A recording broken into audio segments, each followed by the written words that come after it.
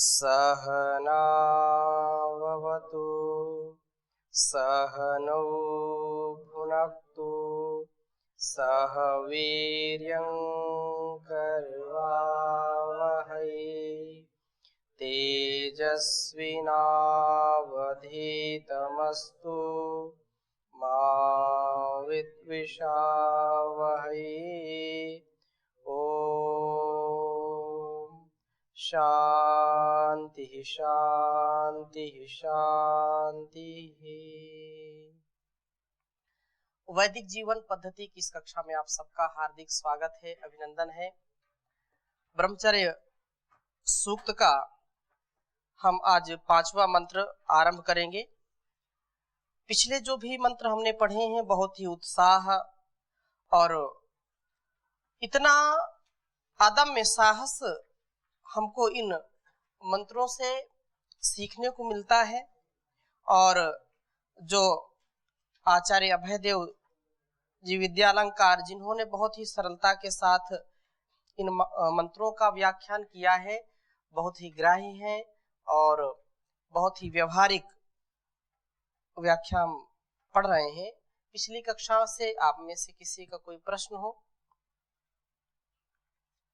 तो हम आगे बढ़ते हैं। इस मंत्र को एक बार लिखेंगे।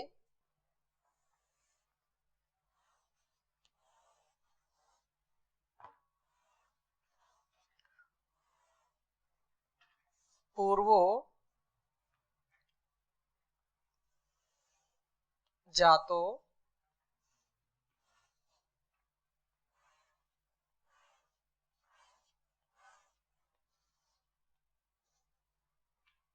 ब्रह्मणो ब्रह्मचारी।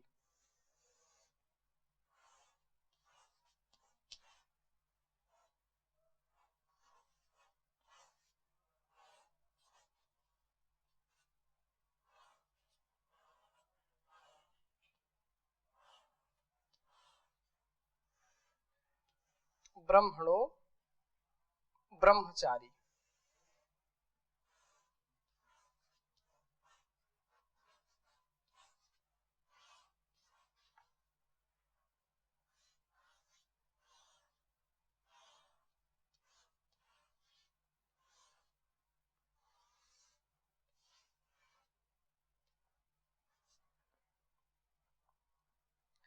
घर्मम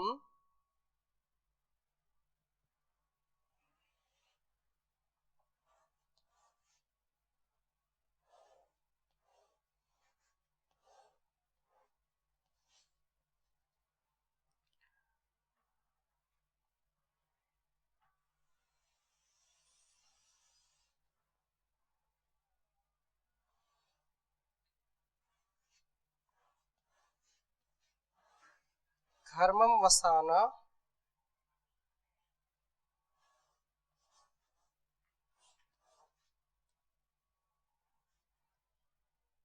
तपसो दतिष्ठत्।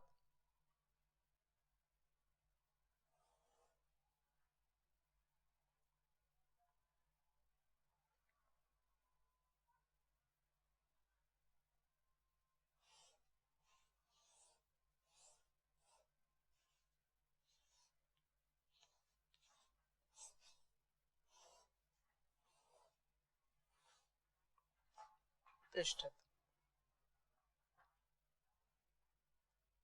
तस्मात् जातम्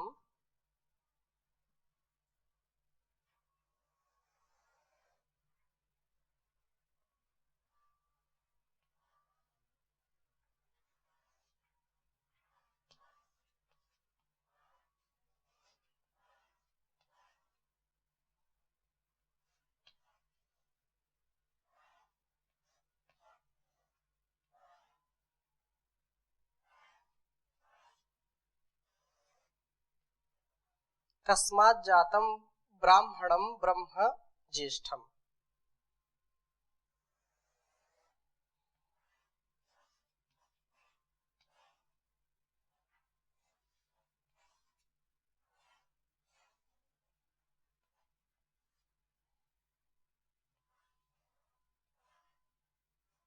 ब्राह्मणं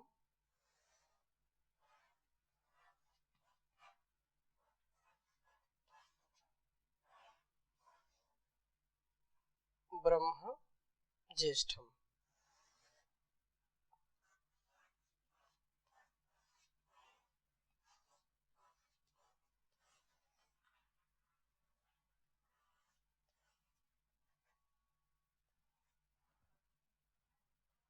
देवाश्च सर्वे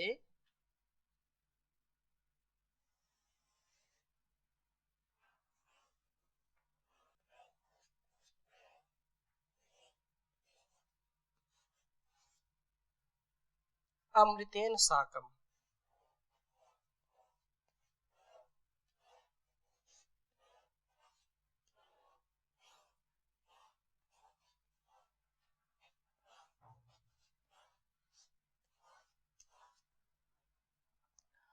पूर्वो जातो ब्रह्मणो ब्रह्मचारी घर्मवसानस्तपसोदतिष्ठत तस्मात् जातं ब्राह्मणं ब्रह्म ज्येष्ठम्। देवाश्च सर्वे अमृतेन साकम्। पूर्वो जातो ब्रह्मणो ब्रह्मचारी घर्मं वसानस्तपसोदतिष्ठत तस्मात् जातं ब्राह्मणं ब्रह्म ज्येष्ठम्। देवाश्च सर्वे अमृतेन साकम्। इस मंत्र को आचार्य बहुत ही सरलता के साथ इसका अर्थ करते हुए लिख रहे हैं कि ब्राह्मणः अर्थात जो ब्राह्मण से पूर्वः पहले पूर्व में होकर या पहले जाता उत्पन्न हुआ, ब्रह्मचारी घर्मम वसानः, घर्मम वसानः तेज को धारण किए हुए, तपसः तप से उदतिष्ठत उठता है, तस्मात् उससे ब्राह्मणम ब्रह्म संबंधी ज्येष्ठम ब्रह्म उत्कृष्ट ज्ञान जातम उत्पन्न होता है। देवाः च सर्वे और सब देव अमृतेन साकम अमृत से युक्त हो जाते हैं। ब्रह्मचारी तप से ऊंचा उठता है। तप के विषय में पहले भी हमने इसमें पढ़ा, उसकी चर्चा हमने सुनी। तो ब्रह्मचारी तप से ऊंचा उठता है, उन्नत होता है। तप में ऊंचा करने की शक्ति है। जो जो अपने जीवन को तपस्वी जो है बनाते हैं, स्वयं तप करके इस संसार में तपस्वी कहलाते हैं, उन्हीं को शक्ति प्रदान होती है, उन्हीं के पास शक्ति का आधान होता है। और ब्रह्मचारी की सब साधना तपरूप ही होती है। जो भी ब्रह्मचारी का अस्तित्व होता है वह तप से ओतप्रोत होता है।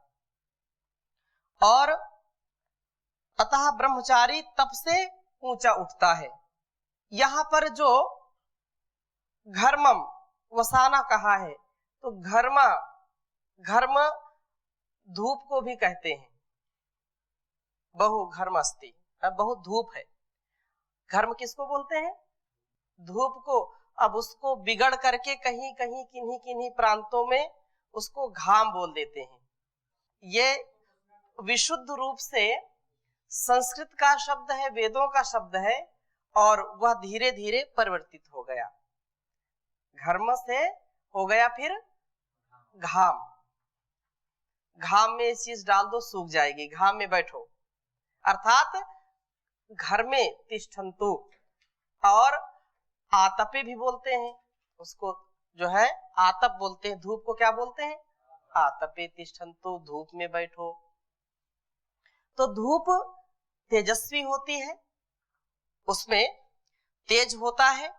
वैसे ही ब्रह्मचारी तप करके अपने को तेजस्वी बनाता है, तपस्या से ऊपर उठता है। अग्नि का स्वभाव ऊपर की तरफ गति करना है। हमारे जीवन में ये कहा जाता है कि अग्नि से सीखो। अग्नि से ऊपर उठना सीखो और जल से विनम्रता सीखो। जल विनम्रता का प्रतीक है। जल को यदि आप ऊपर चढ़ाना चाहते हैं तो प्रेशर लगाना पड़ेगा, मोटर लगानी पड़ेगी, तब जाकर के ऊपर जाता है वो। ऐसे ही अग्नि को अग्रणी कहा गया है। अग्नि अग्रणी भवति।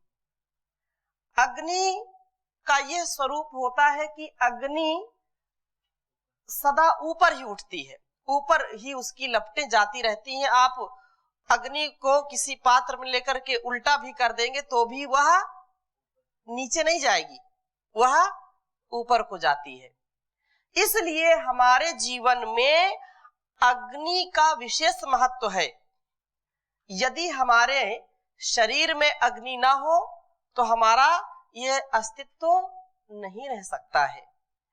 अग्नि हमको जीवन प्रदान करती है और इस जीवन को कभी पतित न होने दें।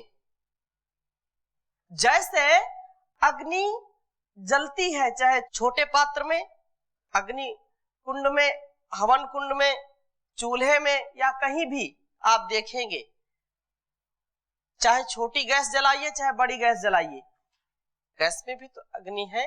तो गैस चूल्हा जब छोटा हो या बड़ा हो वो ऊपर की ओर ही सदा जलता है। तो हमारा जीवन अर्थात ब्रह्मचर्य युक्त जो जीवन है वो सदा ऊपर की ओर उठने वाला होना चाहिए, कभी भी पतित होने वाला नहीं होना चाहिए। हम चाहे अल्पकाल चाहे दीर्घकाल में इस जीवन को जीने वाले हो, परंतु एक क्षण भी हमारा पतन की ओर नहीं होना चाहिए, सदा उत्थान की ओर होना चाहिए।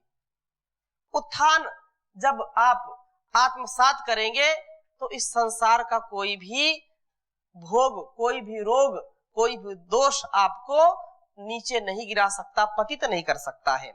तो ब्रह्मचारी जो प्रतिदिन समित होम करता है, 3 समिधाओं के द्वारा अग्नि उपासना करता है, उसे यह अग्नि पूजन का तप ऊंचा उठा देता है। अग्निमीडे पुरोहितम, जो वेद मंत्र है, ऋग्वेद का जो यह प्रथम मंत्र है वो भी कहां से शुरू होता है? अग्नि से शुरू होता है। अग्निमीडे पुरोहितम। और वो हमारे जीवन को, हमारे अस्तित्व को प्रकाशित करने वाला होता है। अग्नि, जैसे परमात्मा को अग्नि स्वरूप कहते हैं, परमात्मा अग्नि का स्वरूप होता है, तेजों का भी तेज है वो, क्योंकि सूर्य, चंद्र और जितने भी प्रकाशित होने वाले हमारे ग्रह नक्षत्र जो भी हैं वो सब किससे प्रकाश पाते हैं? सूर्य से पाते हैं। लेकिन सूर्य भी किससे पाता है? उस परमात्मा से पाता है। वो प्रकाशकों का भी प्रकाशक है परमात्मा।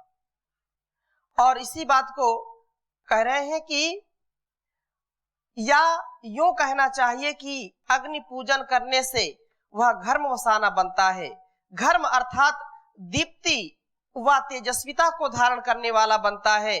जैसे हम लोग कपड़े धारण करके सजते हैं या सजना चाहते हैं, वैसे ब्रह्मचारी घर्म को, दीप्ति व तेजस्विता को, प्रचंडता व प्रताप को धारण किए हुए शोभायमान होता है। अपने को तेजस्विता से आच्छादित किए हुए सुशोभित होता है। 3 समिधाओं का आधान उसमें प्रतिदिन शारीरिक, मानसिक और आत्मिक तेज को पैदा करता है। आज का जो भी समाज है नए नए फैशनों में अपने को लगाता रहता है, नए नए वस्त्र उसको चाहिए। कभी ऐसा होता था कि वस्त्र नहीं पहनने को मिलते थे, आज वस्त्रों का इतना लोग अंबार लगा लेते हैं, कहीं एक तरफ लोग नंगे घूमते हैं बिना वस्त्रों के, और कहीं ऐसा होता है कि एक बार केवल वस्त्र पहन लिया और फेंक दिया। वस्त्रों के द्वारा अपने को सजाना संवारना चाहते हैं। वस्त्रों के आए दिन नए नए डिजाइन, नए नए फैशन निकलते रहते हैं। इससे लोग सजना चाहते हैं। लेकिन ब्रह्मचारी का सजना संवरना क्या है? तो ब्रह्मचारी का सजना संवरना उसका ब्रह्मचर्य है। अपने ब्रह्मचर्य की शक्ति से, अपने ब्रह्मचर्य के तेज ओज से वह अपने शरीर को, अपने मन को, अपने विचारों को सुसज्जित करता है, आभूषित करता है, विभूषित करता है। क्योंकि सच्चा आभूषण यही है। और इस संसार के आभूषण तो क्षीण हो जाने वाले हैं। इस संसार में जो कुछ भी हम सजने संवरने के लिए पहनते हैं, ओढ़ते हैं, धारण करते हैं, सोने चांदी हीरे जवाहरात, जो हार पहनते हैं, वे सब क्षीण हो जाते हैं। लेकिन वस्तुतः जो ब्रह्मचारी का आभूषण है वो क्या है? उसको तेजस्वी बनाता है, उसके व्यक्तित्व को तेजस्वी बनाता है, उसकी वाणी को तेजस्वी बनाता है, उसके हाव भाव को तेजस्वी बनाता है। ये ब्रह्मचर्य की शक्ति है।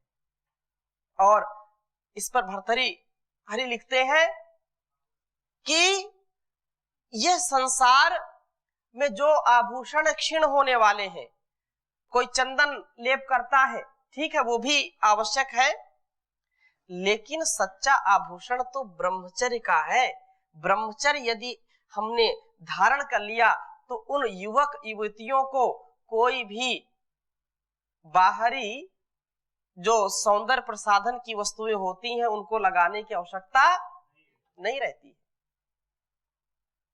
Fair and lovely, snow powder, क्या क्या लोग लगाते हैं, पोतते रहते हैं, हा? लेकिन जो प्राकृतिक, जो स्वाभाविक सुंदरता है वो किससे आएगी? ब्रह्मचर्य से तेजस्विता आएगी, कपालभाति करने से आएगी, योग प्राणायाम करने से आएगी। इसलिए भर्तृहरि ने कहा कि ये जो भी आभूषण सब क्षीण होने वाला है।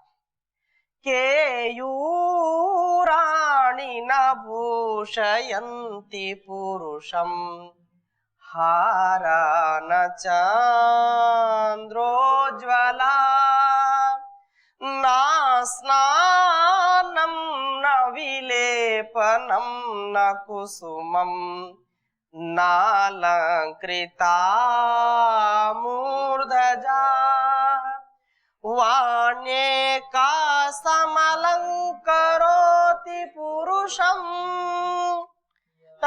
संस्कृता धार्यते क्षीयन्ते खलु भूषणानि सततं वाग्भूषणं भूषणं वाग्भूषणं भूषणम। तो उसकी वाणी में तेज ओज आ जाता है। जो ब्रह्मचर्य का पालन करता है, ब्रह्मचारी को दीप्त, जो ब्रह्मचारी धर्म को दीप्त अर्थात दीप्ति को, तेजस्विता को, प्रचंडता को, प्रताप को धारण किए हुए शोभायमान होता है। परम पूज्य स्वामी जी महाराज करोड़ों लाखों लोगों में जब बोलते हैं तो लोग कितने दत्त चित्त होकर के सुनते हैं। ये वाणी का ही तो तेज है, ये ब्रह्मचर्य का ही तो तेज है। ये ओज किससे बढ़ता है? ब्रह्मचर्य से बढ़ता है। महर्षि दयानंद जब शेर की तरह जो है दहाड़ते थे और एक योगी की तरह वेद मंत्र का उच्चारण करते थे, तो हजारों की संख्या होते हुए भी बिल्कुल वातावरण शांत हो जाता था। ये ब्रह्मचर्य का प्रभाव है, ब्रह्मचर्य की शक्ति है। तो यह 3 संविधाओं का आधान उसमें प्रतिदिन शारीरिक, मानसिक, आत्मिक तेज को पैदा करता जाता है। अतः जब वह अपनी तपस्या को समाप्त करता है तो वह बड़े भारी तेज को धारण किए हुए अपनी तपस्या से उठता है। अर्थात अपने को हर प्रकार से सबल बना लेता है। घर्मम वसानस तपोदस तिष्ठत, वह ब्रह्मचारी किस लिए उठता है? संसार की सेवा के लिए उठता है, संसार में ब्रह्म को जन्म देने के लिए उठता है। ध्यान देने की योग्य बात है, ब्रह्मचारी अपने को हर प्रकार से सक्षम बनाता है। आप भी सक्षम बना रहे हैं। आपसे कोई प्रश्न पूछे कि अपने आप को इतना क्यों तपा रहे हो, अपने आप को इतना क्यों इस तप की भट्टी में तपा रहे हो, और जब आप तप करके बाहर निकलेंगे तो क्या करेंगे? ब्रह्म की प्रतिष्ठा के लिए, ब्रह्म को जन्म देने के लिए। विचित्र सी बात है, ब्रह्म को जन्म देना। जिससे हमने जन्म पाया उसको कैसे जन्म दे सकते हैं? लेकिन जन्म देना का तात्पर्य क्या है? कैसे ब्रह्म को, अर्थात ज्येष्ठ ब्रह्म को, ब्रह्म संबंधी ज्येष्ठ ब्रह्म को। यह क्या विचित्र जो है बात है कि ब्रह्मचारी ब्रह्म को पैदा करता है। दूसरी जगह अथर्ववेद में आया, ब्रह्मचारी भी उत्क्रामत, अर्थात ब्रह्मचारियों को उत्क्रांता हुआ निकला। पर इसमें विचित्रता कुछ नहीं, बल्कि यही स्वाभाविक है। जो ब्रह्मचारी ब्रह्म की खोज में चलता है वही ब्रह्म को प्राप्त करके ब्रह्मनिष्ठ होकर जगत में ब्रह्म का विस्तार करता है।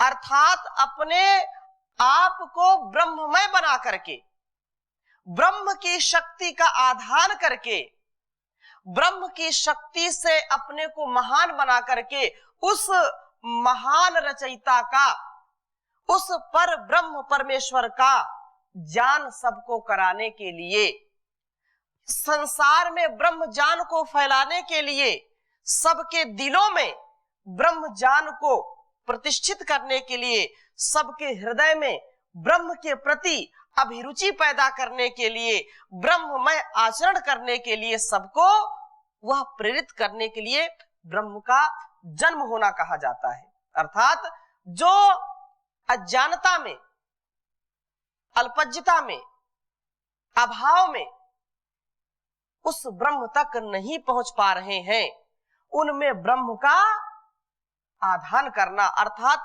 ब्रह्म ज्ञान से उनको परिचय कराना, ब्रह्म ज्ञान का पान कराना, ताकि वे भी इस जीवन को, इस जगत को अच्छा बना सकें।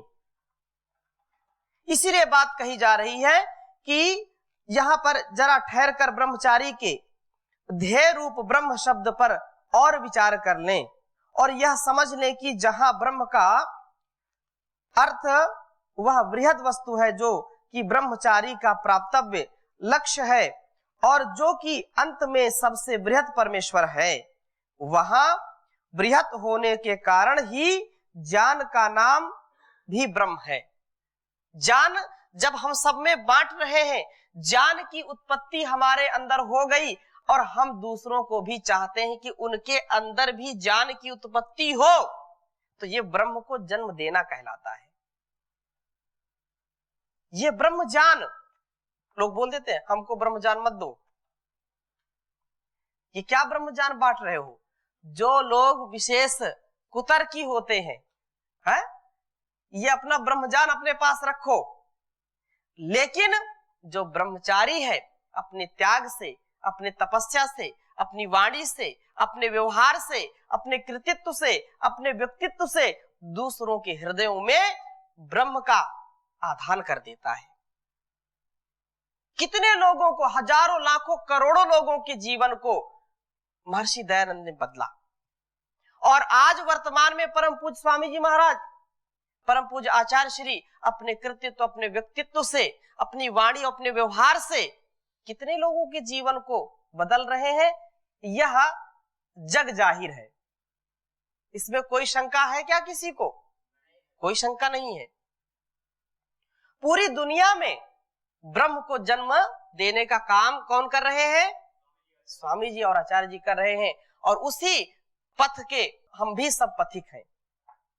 हमारे भी अंदर वह तेज, वह ओज धीरे धीरे विकसित हो रहा है और इस संसार में इस महान ज्ञान को फैलाने का कार्य करना है, ब्रह्म को जन्म देने का कार्य करना है। जो परमेश्वर का स्वरूप है, ज्ञानात्मक होने से ईश्वरीय, वेद का नाम भी ब्रह्म है। ब्रह्म ज्ञान, वेद ज्ञान को क्या कहते हैं?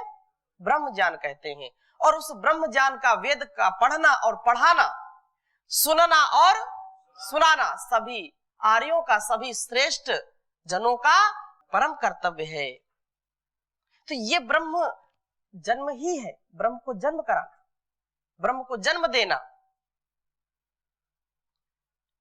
कि अपने जो इधर उधर भूल भटक गए हैं, आप प्रार्थना बोलते हैं, जो हैं अटके भूले भटके उनको तारे खुद तर जावे, वह शक्ति हमें दो दया निधे, कर्तव्य मार्ग पर डट जावे, पर सेवा पर उपकार में हम निज जीवन सफल बना जावे।